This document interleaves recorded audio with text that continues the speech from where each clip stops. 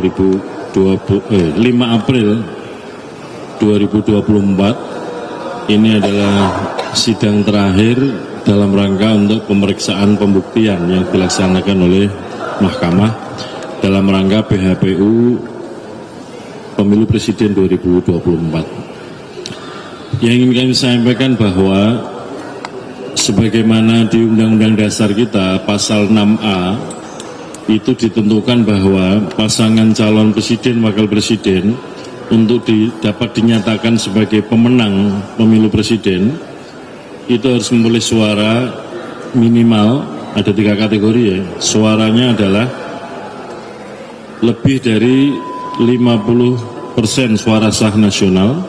Kemudian yang kedua, menangnya itu harus persebarannya lebih dari separuh jumlah provinsi di Indonesia, dan di setiap provinsi menangnya minimal 20% suara. Artinya apa? Penentu terpilihnya pasangan calon presiden wakil presiden adalah perolehan suara. Yang kedua, di Undang-Undang Pemilu nomor 7 2017 terutama pasal 473 itu ditentukan yang namanya sengketa hasil pemilu, yang dimaksud hasil adalah sengketa perolehan suara.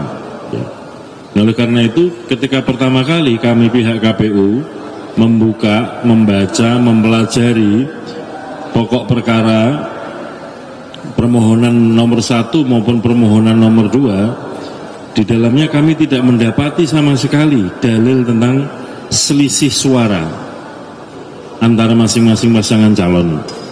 Juga tidak ada kami menemukan misalkan selisih suaranya itu di TPS berapa, di kecamatan mana, kabupaten mana, tidak ada sama sekali. Sehingga dengan begitu sampai dengan pemeriksaan terakhir ya, hari ini pemeriksaan pembuktian, tidak ada sama sekali yang kemudian menceritakan tentang suara kami di TPS sana semestinya sekian tapi ditulis KPU sekian, sama sekali tidak ada. Nah, oleh karena itu sebagaimana sama-sama kita saksikan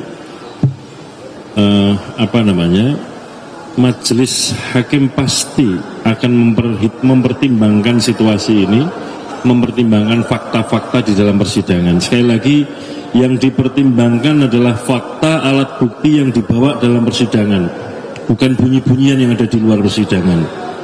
Dan kita sama-sama melihat dalam persidangan, misalkan masing-masing pasangan calon tim hukumnya mengajukan ahli atau menghadirkan saksi, itu majelis hakim ini bertanya kepada sesama sejawat hakim.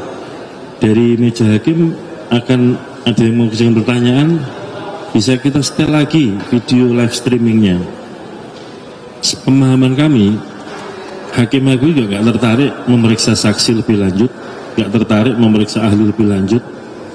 Jadi bisa dikatakan saksi yang diajukan ya nggak berkualitas gitu.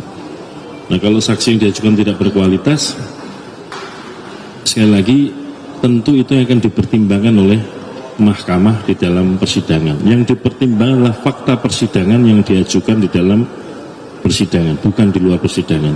Kami dari KPU berusaha untuk mempertahankan apa yang dikerjakan oleh KPU berkaitan dengan perolehan suara, diantaranya misalkan alat bukti formulir D hasil di tingkat kecamatan, formulir D hasil di tingkat kabupaten.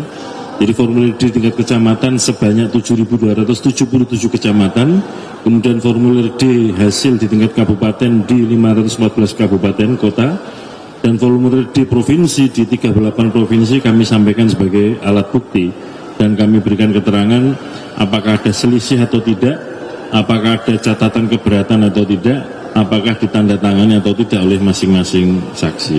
Ini sebagai cara kami untuk berbicara di dalam persidangan.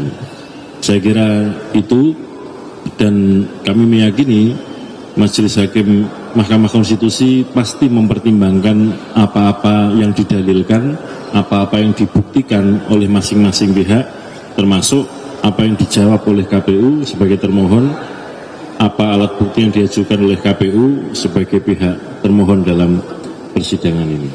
Saya kira itu yang dapat kami sampaikan. Terima kasih. Assalamualaikum warahmatullahi wabarakatuh. Cukup. Saya nggak komentar, Mbak. Saya ingin menunjukkan bahwa tidak ada perolehan suara yang disengketakan di sini, dikomplain oleh masing-masing calon. Padahal di sini ini jelas untuk menentukan pemenang.